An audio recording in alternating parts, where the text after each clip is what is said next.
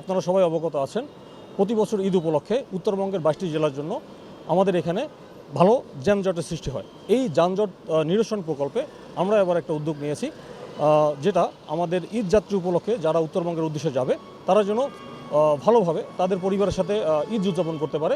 আমাদের চেষ্টা থাকবে তাদেরকে সহযোগিতা করার জন্য, এবং এই সহযোগিতা করার জন্য আমরা সর্বদা সিভিল প্রশাসন এবং পুলিশ প্রশাসনকে সহায়তা করছি।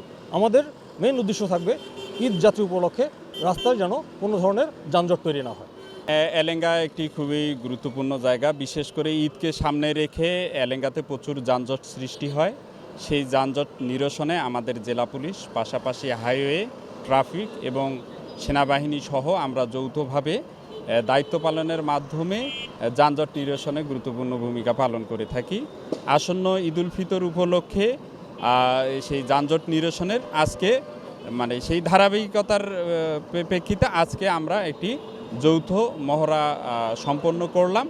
আশা করি আমরা এই আগামী 16 তারিখ থেকে আমাদের যে ঈদকে কেন্দ্র করে যানজট নিরসনের যে কার্যক্রম আমরা স্মুথলি করতে পারবো।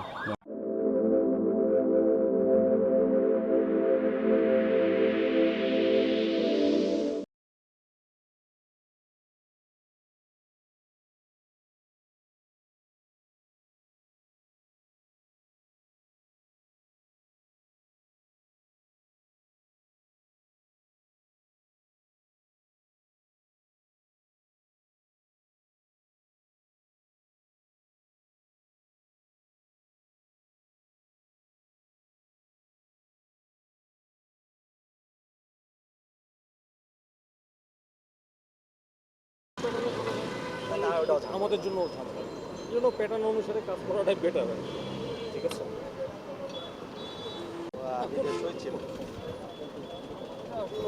তাদেরও আসলে কার্যক্রমের বিভিন্ন আছে, ধারা আছে। আমরা হলো কি এক প্যাটার্ন তারা একটা